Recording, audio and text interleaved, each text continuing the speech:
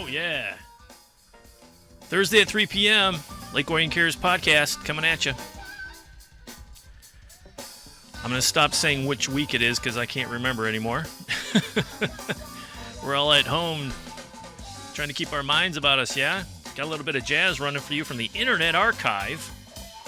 Check out the Internet Archive. A lot of free music, all public domain, a lot of good stuff out there. Today we're listening to the Vertigo Jazz Project live at Mountain Sports Festival in Carrier Park in South Carolina. Spread the word about the LO Cares podcast. Comes to you live Thursdays at 3 p.m. on Facebook. Be sure to follow us on Orion Neighborhood Television on Facebook to get all the programming notices and current COVID-19 news and updates. LO Cares podcast is also replayed on Orion Neighborhood Television throughout the week and on Comcast Channel 10 and 20. AT&T Viewers, Channel 99. We're also on Roku. Add that Cablecast channel to your channels list and live stream ONTV programming, including this podcast. Video on demand is also available through Roku, so everything ONTV produces, it's there on Roku. Also, if you like podcasts, we're also on Spotify. Have we made the big time? Is that what that means? ONTV podcast on Spotify. Just go to Spotify, type in Orion on TV. All of our podcasts pop up for your enjoyment.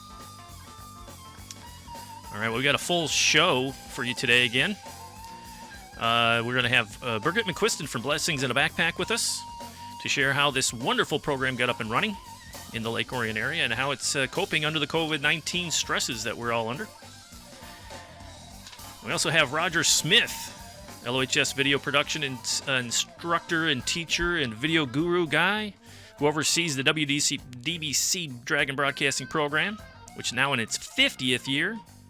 This award-winning and Hall of Fame program is awesome. Pride. It's a big point of pride here in Lake Orion. So we'll have more with him and his program in the second segment of the show. Plus, we'll have Joe Johnson joining us from his humble abode as our live shot has been canceled due to the crazy rain outside today. A little soggy today. Speaking of soggy, here's your weather forecast for the remainder of the weekend. Friday morning, showers expected, but a high of 73 with a low of 48. Saturday, partly cloudy, 10% chance of showers with a high of 69, low of 51. Sunday, rain with a chance of thunderstorms, high of 70, low of 51 as well. Currently rainy and soggy and around, chilly 49 degrees. This is one of those stay indoor kind of days. Sit back, grab a book, relax, contemplate reality and the whole good stuff that we're dealing with here. What are you going to do? Don't forget ONTV. If you hop onto orionontv.org, you can get latest news and updates from our local news tab. Plenty to read on there. It's updated every day with new posts from the governor, Orion Parks, all that good stuff. All right, all for the Lake Orion community from Orion Neighborhood Television, the COVID-19 response team. All right, for our top news headlines, many of you know manufacturing kind of started this week, or it's been allowed to start. Last week, Governor Whitmer announced the reopening of the manufacturing, including the Big Three. They can start. They started technically this Monday to get up and running, and the automakers plan to reopen and get the lines going by May 18th. Manufacturing companies are required to conduct daily entry screenings for anyone walking into the facility and assign dedicated entry points, suspend all non-essential visits, and implement temperature checks as soon as the no-touch thermometers are available. So obviously things have changed. And the manufacturing side of things, but all for our safety. Some revenue from the state, some not necessarily the greatest news of all, but something we'd expected. April revenues at the state come in over $1 billion below agency projections for the month, with more than 90% of the decline stemming from the state permitting delays in filing of our annual and quarterly taxes.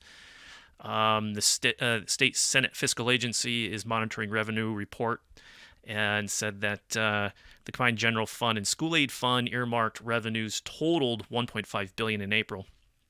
This was 43.3% below April 2019 levels, excuse me. So yeah, we're going to see some funding issues coming through the state, and we have to be ready for that.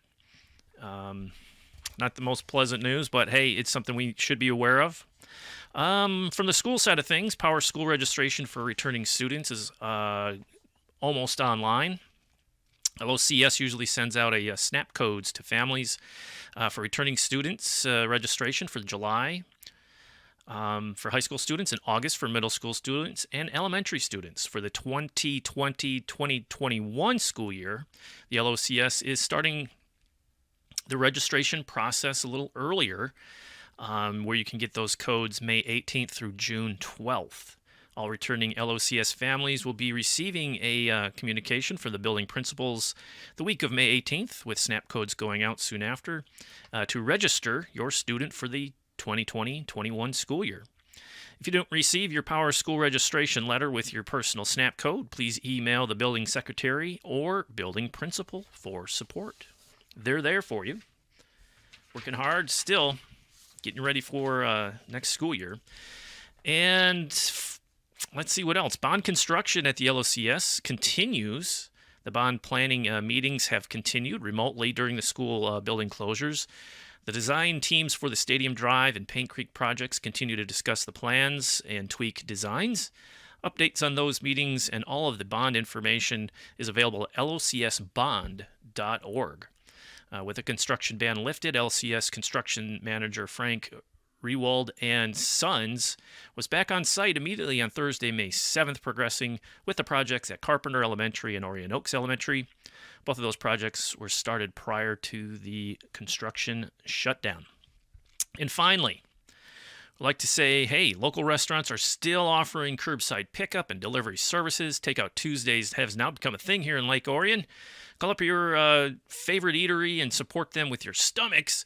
Don't forget, though, to help those mom and pop stores around the township as well. Check out their websites, Facebook pages, and see if they're offering curbside pickup or delivery services. It's so important that we all reach out to our local stores and shops to help them stay alive. We all know that Lake Orion continues to come together to support our fellow residents, schools, and businesses. And our local businesses are struggling right now. If you'd like to send Olo Cares some good news or an email, send it to ONTV at orionontv.org. We're always looking for those good news stories out there and this time of shelter in place. So, yeah, get a hold of us. You can also call 248-393-1060 as we continue to listen to our Vertigo Jazz Project live from Mountain Sports Festival. This is off of Internet Archive. How about it? All right, come on.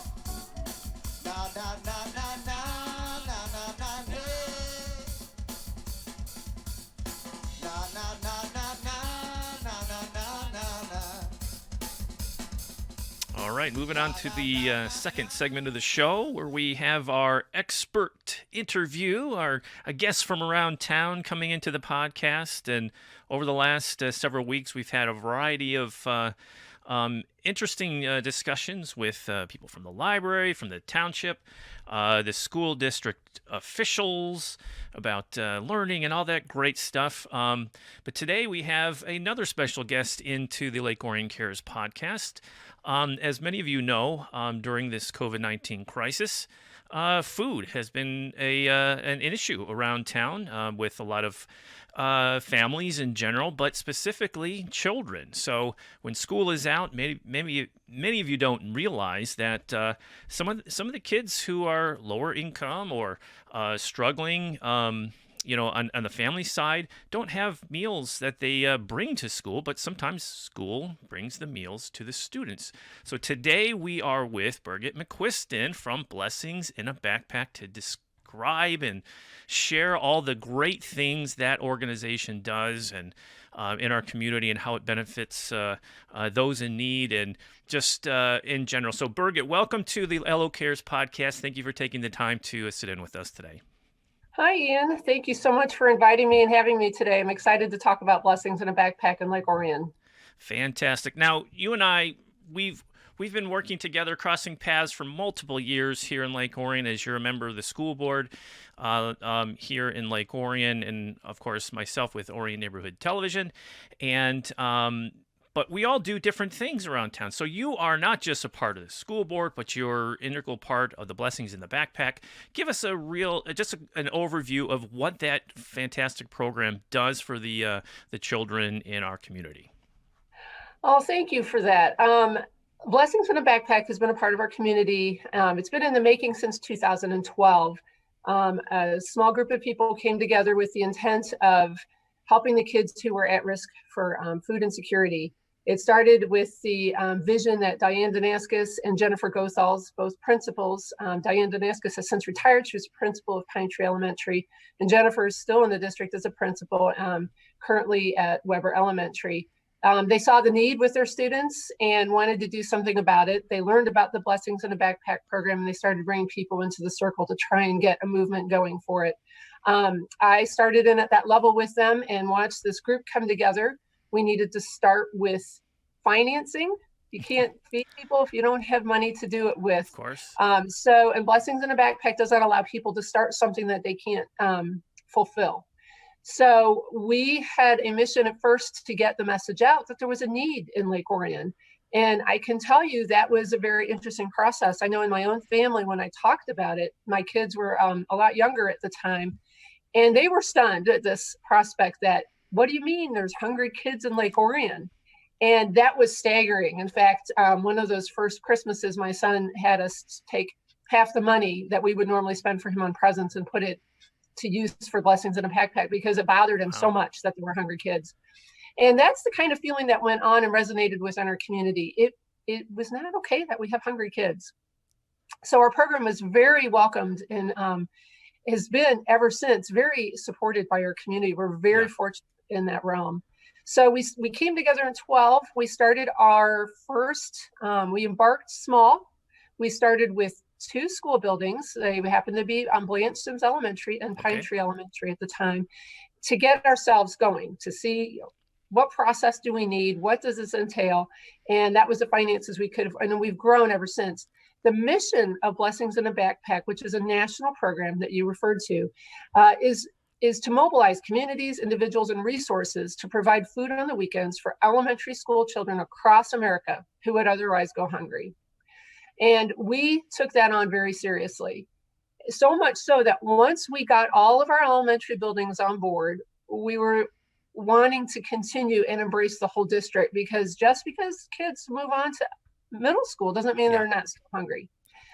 So we increased it to include our middle schools, and then a little bit in the high school. High school's a little bit different venue, and it's so much larger that I have connections with some staff members to be able to help kids in need. I do have some kids taking from the high school packs home. Some of that's from the high school, some of that's from Learning Options. And then I have a food pantry that would normally go in there to support kids. We find that as they get older, they're more secretive. They really don't want people to know that they struggle with that. So we've been very cautious and being as gracious as we can with how we approach that. I mean, since 2012, like you said, the growth of this, not only from the need base, side of things of identifying who's hungry, who can you support, and who needs that help, but also the growth of the organization itself, of those who participate in helping it function, and the funding and the donations, and that has grown along with you guys. It's not like, we want to expand, but we can't because of XYZ.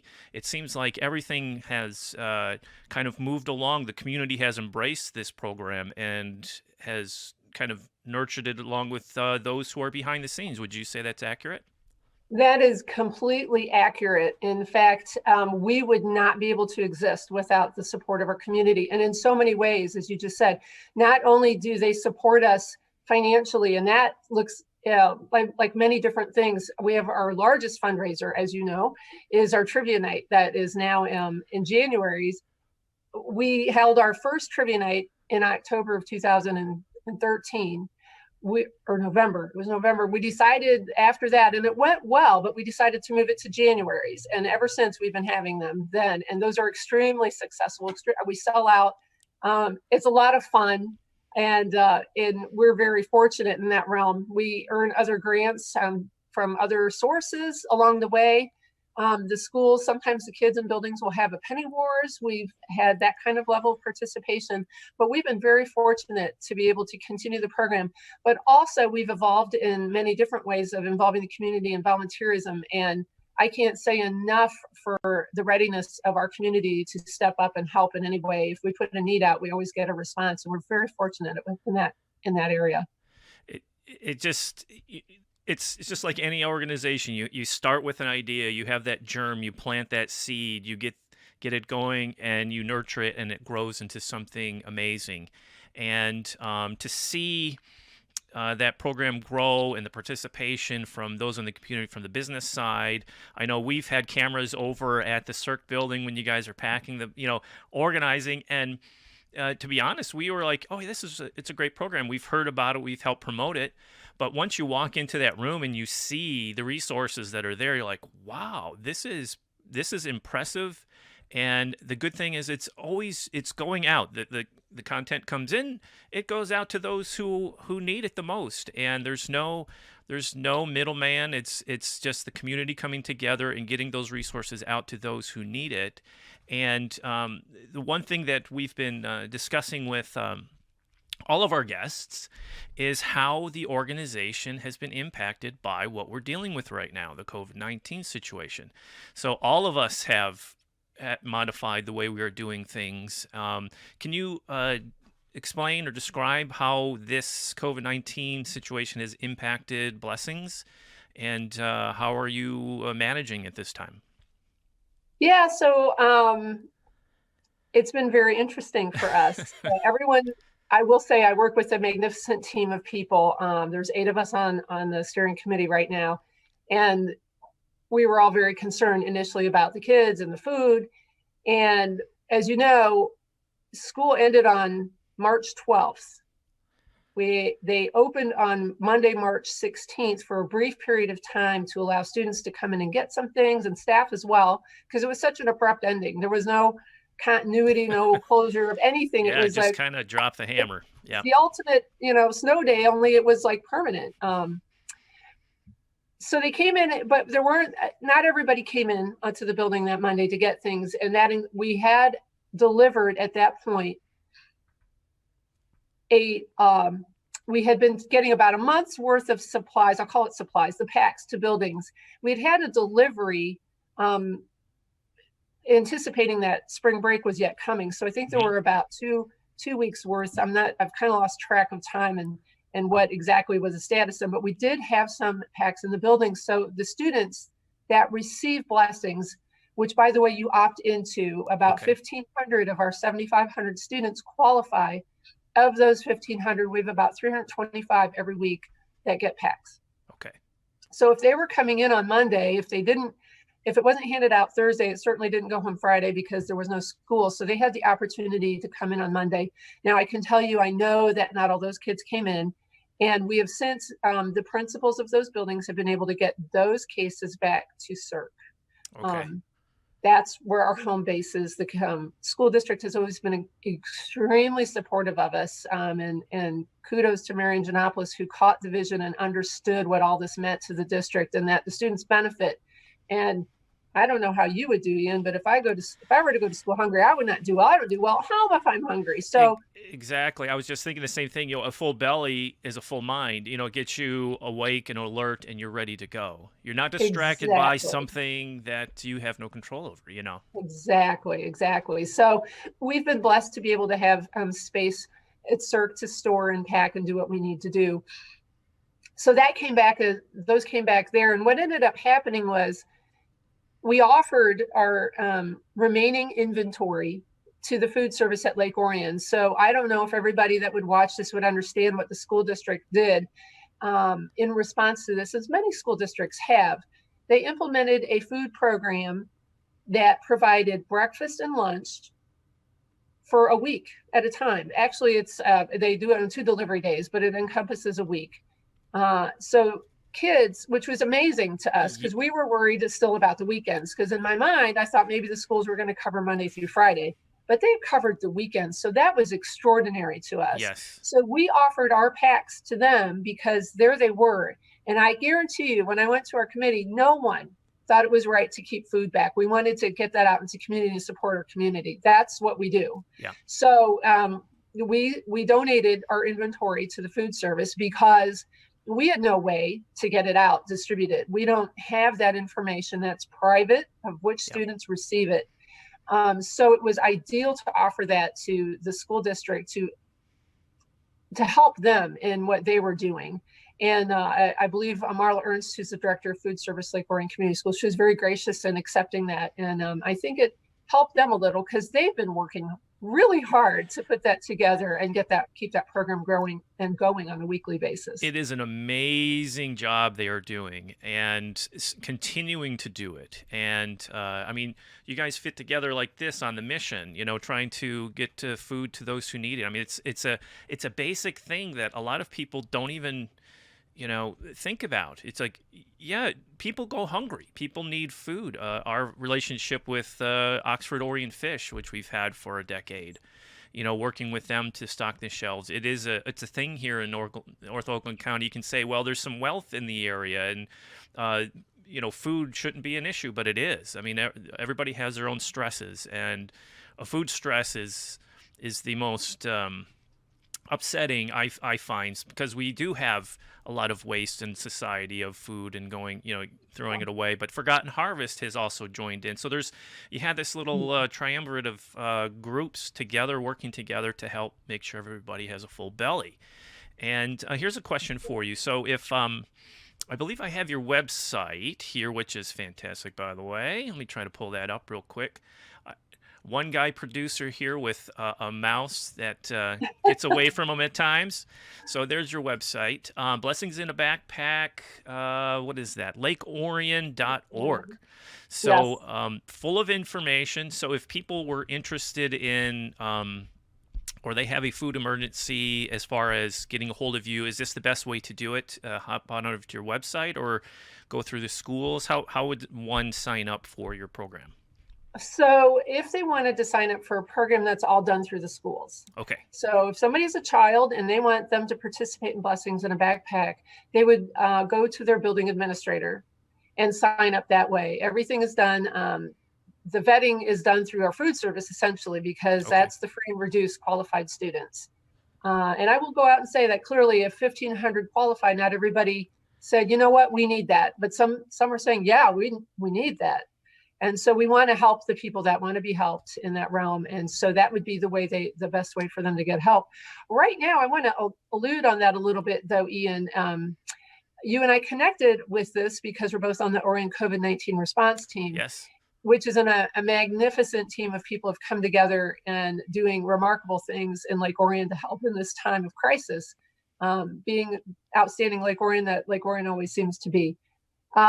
I want to say that the community has been incredible at donating for that, whether it's through the Lake Orion Cares page or however they get food. I help organize the food at the Orion Center, and it keeps coming. People are providing, and we've been able to help other families in that realm as well that need it, even to the point of supporting whether the school families or just senior citizens, anybody that needed the help for that kind of extra. So one way right now, if there's more of a crisis need, is to even, I know Chris Barnett puts it, you can email the township and we'll get food to you. Exactly. And on our screen here, we actually have contact information for you. If you are in a food emergency or if you need some more information, you can call the township hotline 248-391-0304, extension 3507.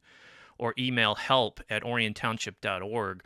We also have the school district's website up there, chock full of information, still maintained. The staff at the school district is still working very hard, not only on instruction, but also on information that the community can use to work through a crisis. We also have Oakland County, OakGov. EarthGov.org is up. And NODA, do you need a ride? I mean, there's another organization in our town that is fantastic. NODA, if you need a ride, 248-693-7100.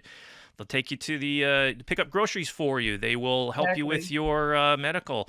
So you're right. And all the people that have popped on the Yellow Cares podcast, and this is a direct result of the group, that we are in on Mondays at 9:30. And, it's like there's so much great information there that isn't necessarily official that gets out, but there's also like yourself, myself, we do other things, we have ties to other groups, and to get this information out in this forum is we're built for it at ONTV, and you guys are built with the information and the infrastructure. And seeing that COVID-19 group that we're, in every Monday, and talking to people, it's like Chris said. Chris Barnett, township supervisor, said on Monday as well. He said, "It's like we have the machine up and running. The support systems are there. We've had them all along here in Lake Orion. They're here." And it's just a matter of if somebody needs assistance in any way, it's available. And we know how to get people help in so many different ways here in Lake Orion. And, Blessings is just one of those cogs in that wheel of support for those who are in need. And is there anything you would like to share beyond, did I touch on everything, I hope? I know it's a nice little conversation we're having here, and it's easy to gloss over some things, but we can't understate the importance of your group and those who work with you for Blessings. I appreciate that. I wanted to cover one other thing that you heard me mention a little bit earlier, that the other ways that I support the high school, or that our team supports the high school, and that is with more shelf-stable foods, mac and cheese, granola bars, meat sticks, applesauce, that kind of thing. That I have oatmeal packs. We've been slowly infusing that into the community between the Orion Center for helping to distribute food and get food to people too. I also, areas of need within the community are in our trailer parks, of which we have a few in the area, and I made connections in two of them, on the northern end of Lake Orion and on the southern end of Brown Road, that is Orion Township. They have created, and they look like the little mini libraries, the little lending libraries, but they call them blessing boxes. And I wish our team could take credit for them. I'm taking a note now. I think that sounds like a news story. And they created that for their own neighborhoods. There's some young ladies there that work in a ministry there, and I've been helping infuse some of this into there to help deep pocket needs within our area. So we are trying to get it even for people who may not be able to get to other sources, trying to really stay on top of it and help. And so it's just like you said, I feel like a spoke in the wheel, or a cog in the wheel, a small gear in a giant assembly of a beautifully working machine that is, to me, emulating the ideal community. This is what we should be doing, helping one another. And I'm very proud of our community. I'm proud to be a part of it. As I am as well. And, it's easy to get down in these times and, worry and the unknown. But something like I said, I can use a giggle every once in a while. We're always looking for the positive, looking for this smile. And this is one of those instances. Your group brings a smile. It's one of those things that you go, yes, it should be here. It should be funded. We should have food for everybody, and Blessings is just a part of that. So, if you're just joining us, I'm Ian Locke here on the Yellow Cares podcast with Birgit McQuiston from Blessing is a Backpack. And I just want to say thank you for your service to the community beyond Blessings, as you are sitting on the school board and, cheering on those seniors as they roll. I want to say roll out the door, but the door is already kind of closed. I have a senior as well, so she's already moving on to MSU and excited about all that stuff. So, but I want to say thank you for your service beyond just Blessings and the things you do around Lake Orion. And taking the time to come into the Yellow Cares podcast and sitting down with us to have a little chat. Well, thank you so much. This has been a lot of fun. It is my true honor and blessing to serve on both capacities, both in Blessings and a Backpack and on the Board of Education. And thank you for having me today, Ian. I appreciate it. Thank you. Birgit McQuiston, Blessings, the Backpack, and the school board. So What a great day. Thank you so much. And we'll catch you next time there, Birgit. Thank you.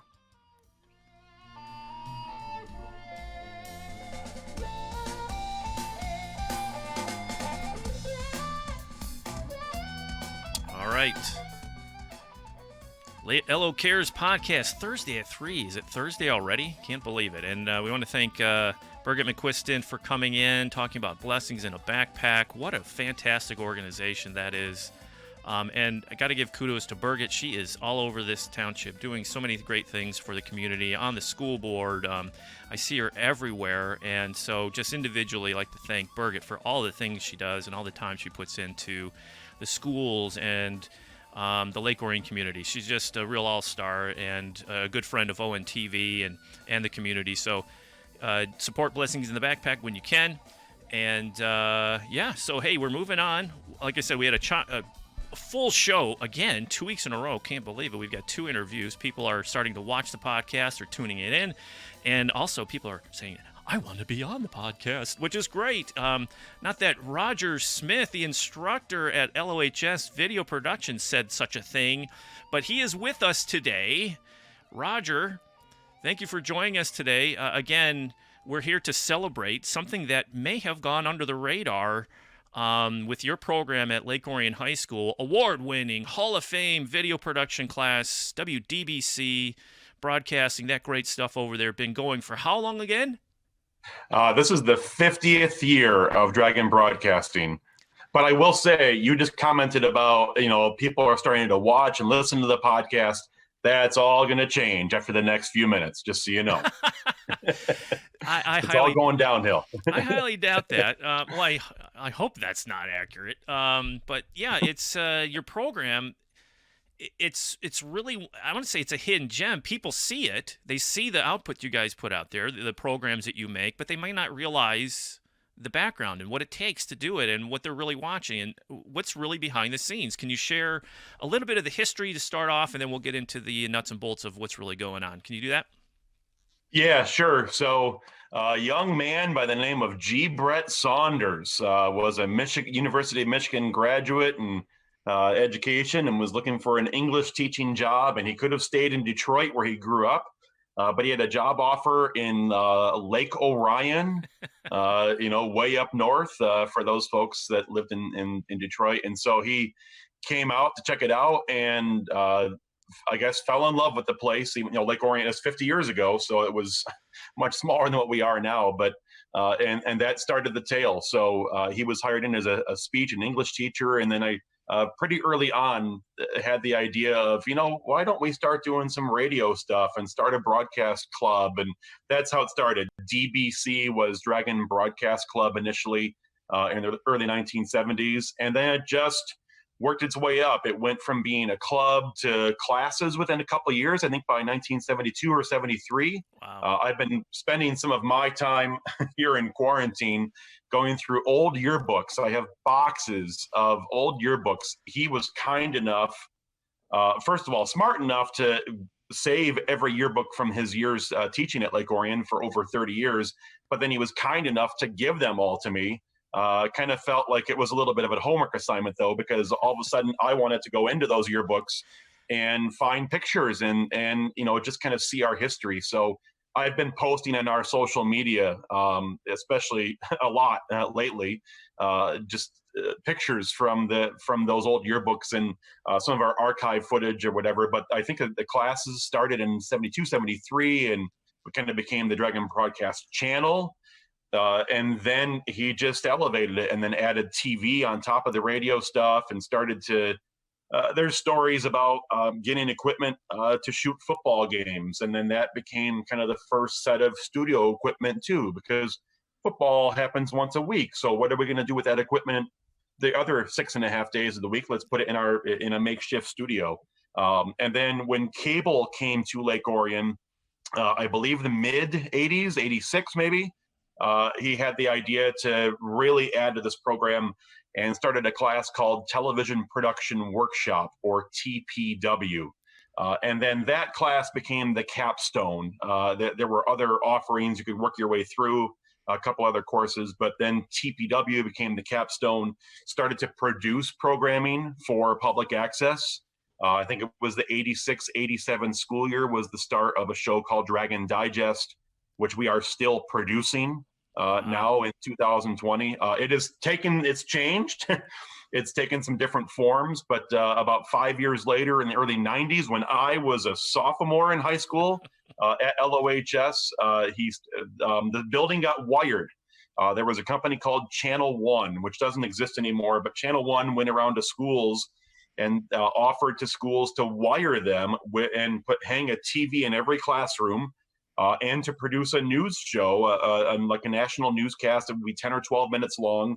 And then in return, the schools just agreed to show it, but they got all the stuff for free. Yep. So Brett figured out that he could connect to the studio they had there at the old high school at the corner of one of the wings, and he could run a wire all the way to the opposite end of the building. Don't know how that was done, but a giant wire all the way to the other end is where the connection was. But then all of a sudden, the whole school could see a live broadcast from their studio. So that's how our daily live newscast started, called LOAM, and that was the early 90s.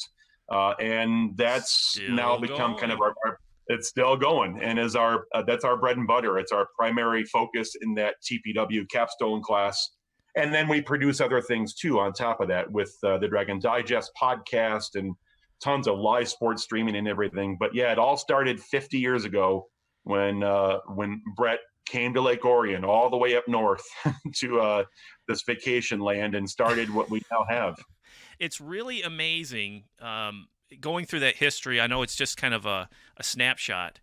That it's after 50 years, it's grown to what it is now, and it's known across the state. I'm assuming it's known around the Midwest. I mean, as a solid program. You think over the years, how many other schools have tried this sort of thing and ultimately pulled the plug on it? You know, it's like, because there is some expense to it. If you don't have the right partnerships, you don't have the right funding for it, it goes away. I know there's some other school districts here in Lake Orion, or not in Lake Orion, but in Oakland County, that had radio transmitters. They've had radio programs. They've had studios set up, and they said, well, why have this? And they yanked it out. It's like it baffles me. We're broadcasting guys, we're video guys, so it just kind of blows your mind that this would happen. But the uniqueness and the rarity of the success and the longevity it just blows my mind that it has continued and been supported and it grown to what it is. I mean, you have to have the same feelings. Oh, I agree. Well, and like I said, I was a student at LOHS, so to see where it was in the early 90s, and I was incredibly excited to be part of it and to have the chance, maybe not to have my face in front of the camera. I'm more of a face for radio kind of guy. But just to see these live announcement newscast show, like who else is doing that and whatever. But Brett just kept building it, over the course of his career into the early 2000s. And then when I returned after going to MSU and was looking for a job, was able to come back home and had the opportunity to really fill his giant shoes at the point where he was about to retire. I always talk about it was very much like replacing an Ernie Harwell. I feel like, he had done an amazing job, and I just tried to keep building upon that. But yeah, you're right. There's across the state, there's probably 40 or 50 public high schools that have some sort of broadcast television, video. A few do radio as well, like Bloomfield Hills, and there's a handful of really strong high schools that do TV and video and kind of our competitors when it comes to scholarships for our students and such, but they're also our friends and our counterparts. But the expense part of it, as Brett was building the program, was very fortunate to be able to find partnerships like the football boosters said, hey, we'll buy you the cameras if you'll agree to shoot our football games. Or as cable came into the community and the cable commission was formed, and we've had that partnership with them ever since that started. And they've been such a huge, support for us, both financially and just knowing that we can rely on them and their expertise, and some of the members that are part of the Cable Commission who come in and serve as guest speakers for us and are just experts in their own field. And but we, you know, as the economy goes up and down, and schools have money and don't have money or whatever, you know, I don't believe ever been a huge draw on the school financial end. It's a lot of it comes from other grants that I find, or the Cable Commission. And we've been incredibly fortunate to, I don't know, in the last 5 or 6 years, several hundreds of thousands of dollars from the Cable Commission, because we want to keep expanding. And we've really started to delve in now into live sports streaming in partnership with Orion Neighborhood Television, with ONTV. And there's an expense to some of that. And the Cable Commission has seen what we do, and that we treat it seriously. And we have tons of alumni that go off into the industry. So this is a real thing for us. And they've always been supportive of the needs that we've had. So we also do a lot of fundraising too. So I think it's important for the kids. It's important for the kids to know, you know, there's a balance there. And I think it's important. We don't do pizza kits or cookie dough, but we have different things that we look to try to offer as fundraising items, or we take some of our own products, some of our own work, you know, and we'll sell some of those things. We'll take the work we're already producing and maybe sell that as like a Blu-ray or a DVD to seniors, for example, for some of the highlights from throughout their senior year. We'll do a senior DVD, and those things bring in a few $1,000s too. So it helps the students understand, you know, that, hey, we've got this great, awesome community that's supporting us, but, you know, we're going to put some of our own, you know, blood, sweat, and into this as well. So we try to not take anything for granted and make the most of what we have. And like you said, there are a few other schools that do a great job too. But not every high school has what we have. Part of it too is Brett started this, and it's become culture now, you know, that we do hear from other schools statewide and nationally who want to know how we do what we do.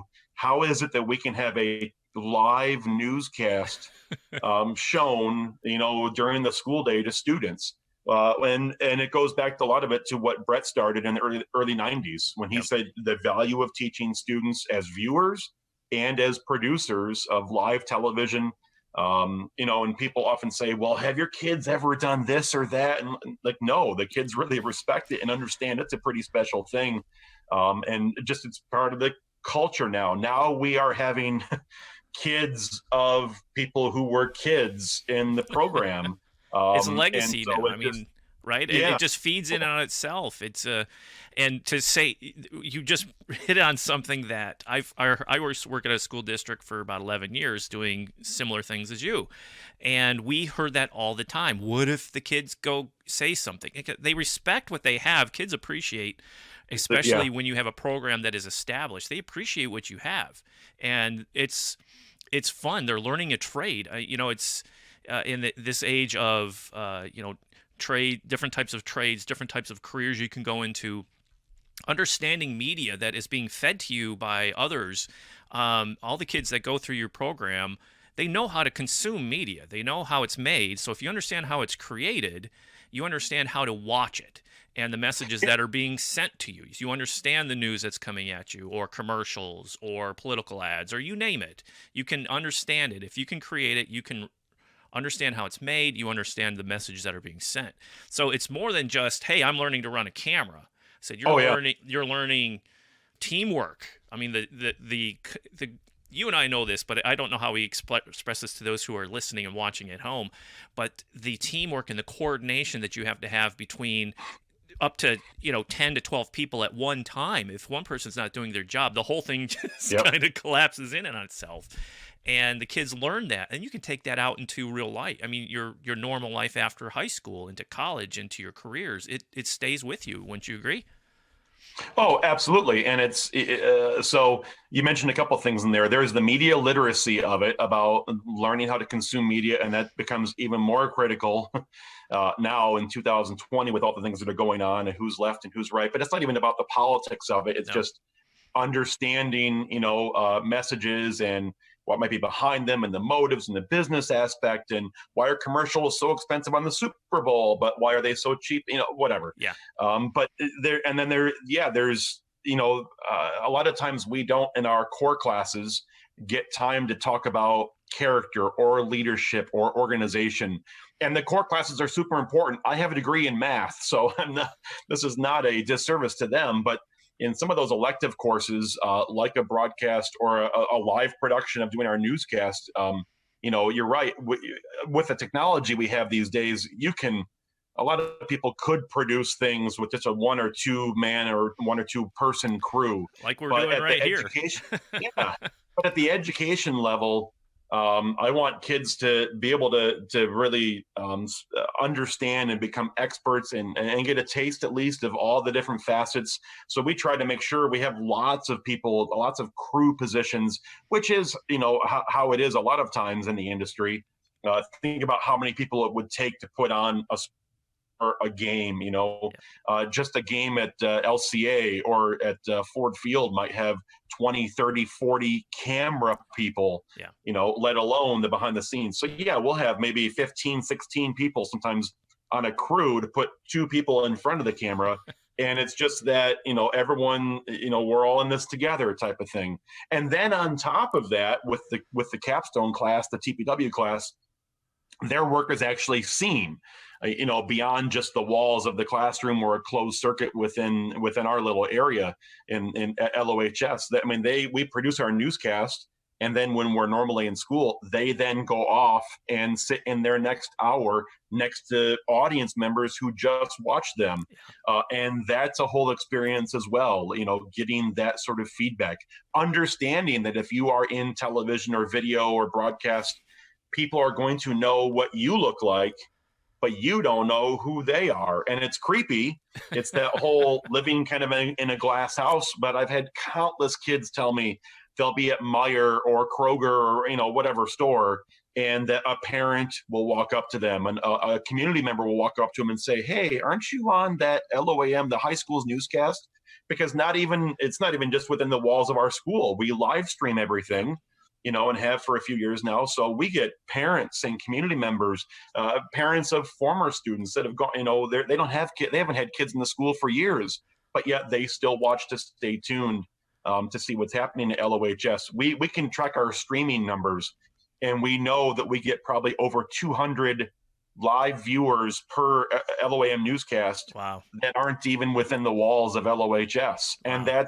that's a huge responsibility for the kids, but it's a great lesson too about working with your audience. And, no matter what job you go into, whether it be broadcast or not, if you become the CEO of GM or whatever, a lot of times if you're in a leadership position, people will know who you are, but you don't know who they are. So you got to think about how you conduct yourself, what you post on your social media. There's so much that goes into it, but it's those skills and leadership and the organization and just understanding some of those real life skills, no matter what the career is. Granted, a lot of the kids do go into broadcast or video or film, but they don't have to want to do that.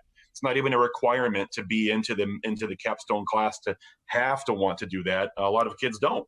One of my best students this year, who won the award for best high school sports broadcaster in the state, wants to become a doctor. And that's great, but it's just an example of, you don't even have to be somebody who has on your career path. It's just the things he's learned from our class, hopefully will come through for him in one way or another, no matter if he becomes a doctor or whatever he ends up doing. So, well, constructive criticism, right? If your work is seen, this type of work for these students is not like, let's say I did a nice art project, or this is seen, it's out there, and it's always out there. Once it's posted out to the world, it's there. It doesn't go away, right? And people see it. So you have to be able to take that feedback. And I learned that early on. Not everybody likes what you do. So you have to be able to say, okay, I listen. You don't get angry. You listen with an open ear, and you say, okay, what can I do to improve? Thank you for watching. Yes, exactly. I appreciate for you taking the time to look in.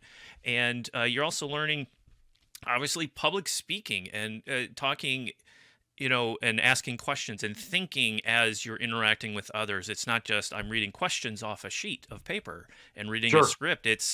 You're actually thinking, and your brain's moving all over the place while you're trying to do this to make it sound at least somewhat listenable. I hope this is somewhat listenable, but you know what I mean? It's so many different skills that you can learn from doing just this besides running an audio board or writing a script. There's the interpersonal activities you're doing. You're negotiating with your crew members to say, do you have your piece done? And how would you motivate others? So it's the planning and it's things that time management skills. Yeah, my absolutely. word, right? So and learning the importance of a deadline or of being on time. We work games together a lot. The varsity football game is going to start at 7 p.m. this Friday, whether or not you are on time. And if you're not on time, think of the domino effect that has for the rest of the crew who will not be happy with you. And we got to be ready to go because that game's not waiting for, just absolutely. It's and with broadcasting is changing so much because, in the podcast world, we have this podcast at a scheduled time, but people can also, as you said, watch later too. So what you put out there is out there forever. You have to assume that. And so you've got to just, the skills that go with that are not going to go away or be useless for kids if they don't go into broadcasting, because there's so many students who often tell me in the last few years who didn't think they were going to go into broadcasting. They go off to college, Grand Valley or Western or MSU or wherever, and don't even get a degree in broadcasting. That's completely okay. But then they get hired at some company. They think they're going to work there and for doing business or maybe accounting or whatever. And then the employer says, "Oh, hey, you seem to know a little bit about video. Can you do some video for our website?" And that's, look at any website these days has video on it, and that's not going away. So sometimes kids don't think they're going to go into this. Or to a field related to broadcast, and then they end up being the ones producing the podcast for their company or, whatever. So it's just, but like you said, even if they don't go into the broadcast field, the career skills we're able to teach and to focus on, we just don't get that opportunity. We don't have that time in a lot of our core classes, not as a discredit to them. It's just, there just isn't no time to do that. So we're fortunate to be able to do that in classes like this. Well, I have your website up, dragonbroadcasting.org. A lot of information. Your history is here as well. On-demand video options that you have for viewing, information about your classes. And, of course, we got the big tag here, celebrating 50 years. Yep. And you're doing a lot, some pretty fun things. It's not just going through yearbooks and getting pictures and compiling the history of 50 years of WDBC, but you're also digging through the archives, which is fantastic. And you actually have a link here to click on the archives to go to some of the old shows, which is, I want to say hilarious, but it's great. It's a time capsule. It's a history of the day, and it's, once you have it and you can hang on to it and preserve it, that's community history. Lake Orion history happening depending on what happened in 1988 on February 2nd. You can find out. So it's really a testament to the program and Mr. Saunders, having his cap screwed on straight and going, hey, this is history. This is really cool stuff, and we need to preserve it. Not only just instructing students on how to, make media, but to preserve history. It is a history of our community.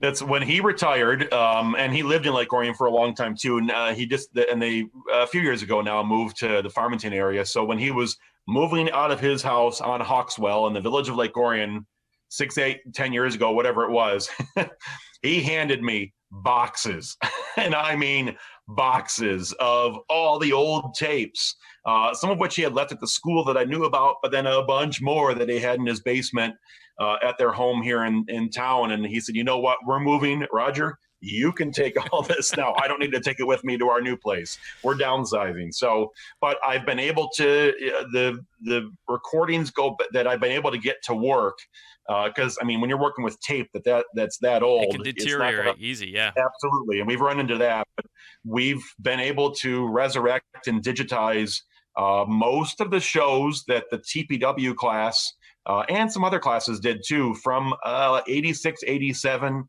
and on. So as I have, little bits of time here and there, even before the quarantine stuff, this goes back to like a summer or two ago, I started to convert those tapes, knowing that our 50th anniversary was coming. Yeah. We were going to have, you didn't even know this, but we were going to do a 50th anniversary celebration, have all of our alumni back. It was going to be this weekend, May 16th. Was our initial plan, and that's not why you didn't even know that in setting up this interview for today. But so I said, well, if we're not going to be able to have that event, obviously, but at bare minimum, we could share out those tapes. And it's a time capsule. It's it's amazing to see when you go back and look at old yearbooks, but also when you go back and look at these videos and such. And we've even had in the recent weeks, we've lost a couple of former teachers who've passed away. And for a couple of them, I've been able to go through those archives, and I've got interviews with them, and their families have been so thankful for that and have wanted that. And, it just, that's kind of a personal thing, but it's so important to those folks to have that personal connection to go back and see what their now grandpa looked like 30 years ago or whatever, and to have that memory preserved when they were in the prime of their teaching career or whatever. So it's just, it's really important for me to be able to share that with everybody, especially being somebody who went to school here too. I know a lot of the names and faces in the older files and everything, but we've been doing that in lieu of lots of other stuff. We are still producing programs. Our TPW class has a couple more weeks to go of producing stuff. We're still putting our newscast out. It's not every day and it's not live, but every 2 weeks we've put out a quarantine edition of LOAM. The next one will be out tomorrow on our social media. On Facebook, it's just Dragon Broadcasting and Vimeo as well. But anyway, but the archive stuff's there too. So dragonbroadcasting.org has the links to all those things, and they're free to watch. So fantastic. It's if you're just joining us, you missed a great interview with Roger Smith, video instructor and video extraordinaire over at Lake Orion High School.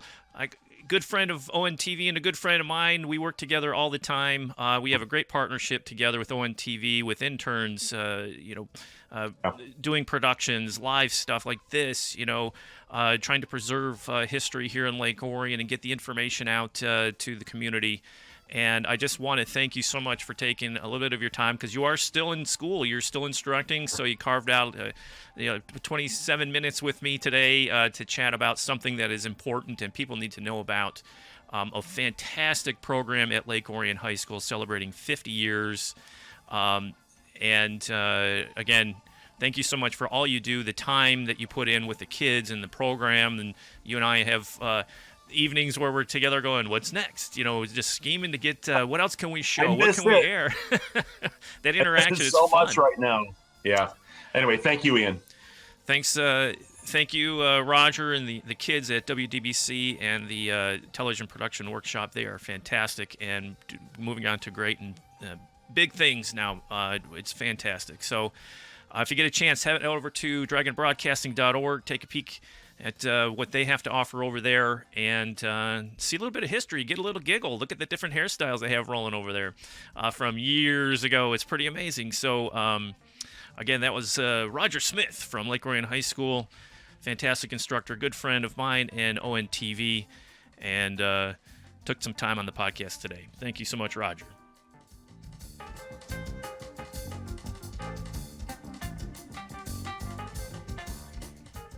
All right.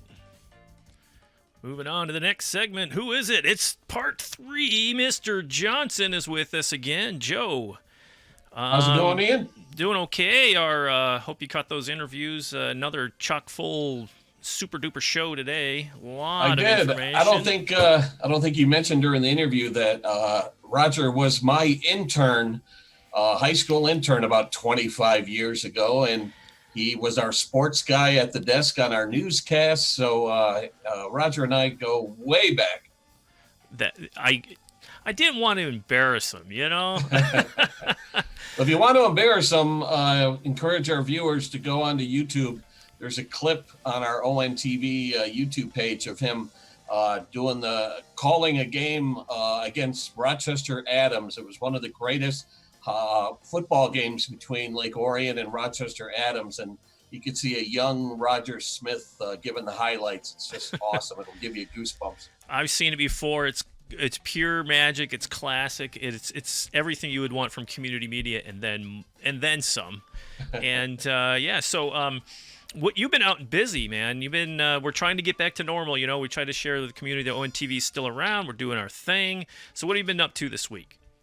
Well, you wouldn't know by looking at the weather today, but a couple of days ago we had a beautiful day. And we were invited to come out and record a Memorial Day ceremony in advance of Memorial Day. They wanted to discourage a large crowd coming out to the Veterans Memorial on Lapeer Road on Memorial Day. So they did sort of a condensed version with a select few, and I brought a couple of cameras and we recorded the Memorial Day ceremony, which will be played back on our channel on Memorial Day. So hopefully you'll tune in, and then after that, it'll be available on YouTube and all over social media. And while I was there doing that, we also shot a little informational piece. A couple of gentlemen from the VFW post 334 wanted everybody to know that they're not able to do their annual poppy sales this year due to the pandemic. So they're depending heavily on donations this year. So we really want to encourage people to donate to the North Oakland VFW Post 334 so that they can continue doing their amazing work in the community. Yeah, and currently I have a promo that you just produced, I believe just yesterday, or finished it today, and it's up. 14 views so far. We're up against the clock today. It's a long show, so we do have it. We're not going to run it just now, but it's a great thing. Get out there, support those guys. We know James Hubbard and Randy Stetson, great ambassadors for their organization in ONTV studio all the time, sharing the activities of what the guys are doing over there at the VFW. And again, it just like everything else, things are disrupted, things have been changed, but the one thing we know you can't ignore is the main holiday that's coming up. You got to still celebrate, or at least reflect for Memorial Day, correct? And we'll be able to do that. Yeah, I knew that the people over at the Veterans Memorial weren't going to let a Memorial Day pass without some sort of ceremony. So they brought everybody together and were able to pay tribute to the lives that were lost. Which is, I'm glad we were able to do it. I was worried about construction down there being too noisy for the production, but it seemed to work out okay, and we'll be looking forward to that on the air.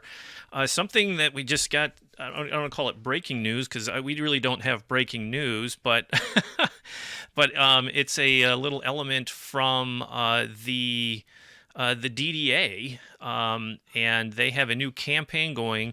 It came in just before we went on the air, so I'm going to try to play this video, see if it comes out. Okay, we're just going to run it, and this is from Molly Lalone from the DDA announcing a new campaign. Hi, this is Molly Lalone calling from the Lake Orion Downtown Development Authority. I want to tell you about a brand new program that we've just launched today, and today is May 14th.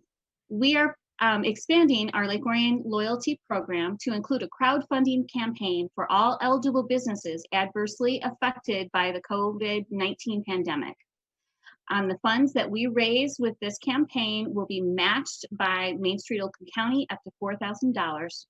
As a community, Lake Orion has always strived to support each other. Now it is needed more than ever before. Let's meet this challenge together. We are trying to raise $25,000. That is our goal. Our campaign will run through June 21st, which is Father's Day, just so happens.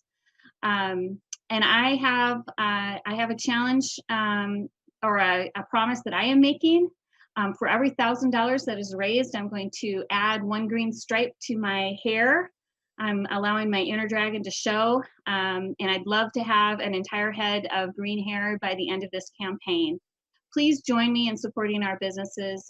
All of the money will go directly to those businesses that need help, and we know they need help. Thank you.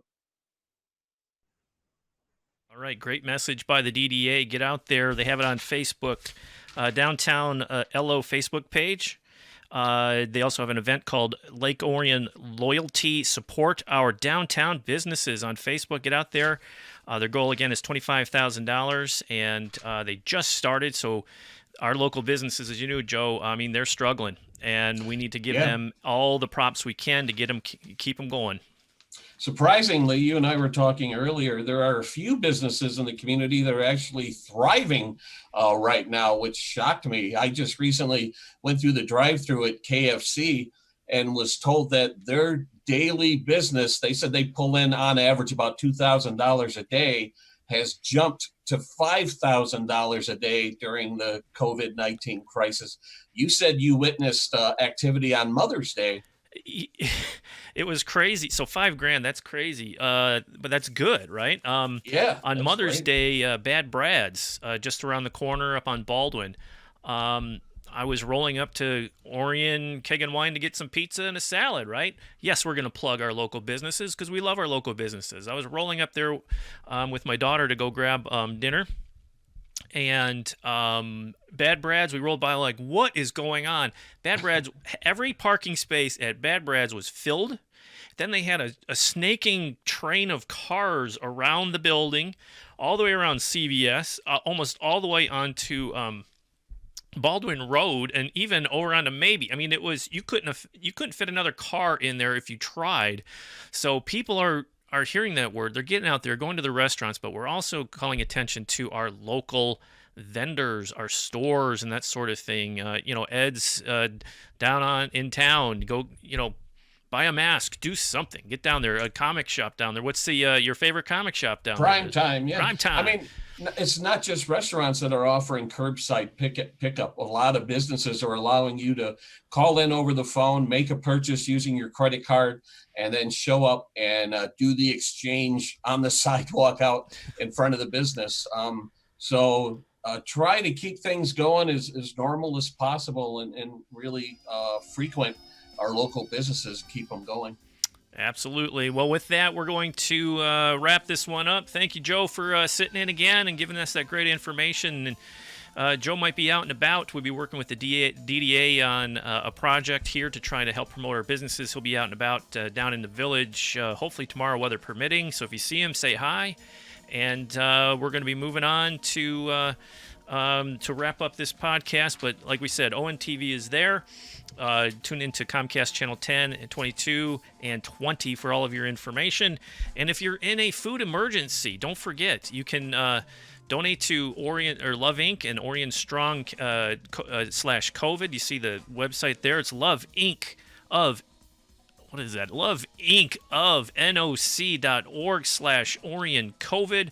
And you can go to oriontownship.org and you can donate some cash. And if you need any other assistance, you can call or email, help@oriontownship.org. So it's all there for you, information for you to get some help if you need it. That's about it for us here at LO Cares for a week. Hey, boy, it's a record. An hour and 7 minutes. I never thought I could talk for an hour and 7 minutes, but we did it. And Joe sat in and gave us a hand again. And so we're going to sign off here on the podcast. Thank you for tuning in. And everybody have a nice, safe weekend. Be safe. Wear those face masks. And stay healthy. And we'll see you next Thursday at 3 p.m. on the LO Cares podcast. I'm Ian Locke. Have a good day.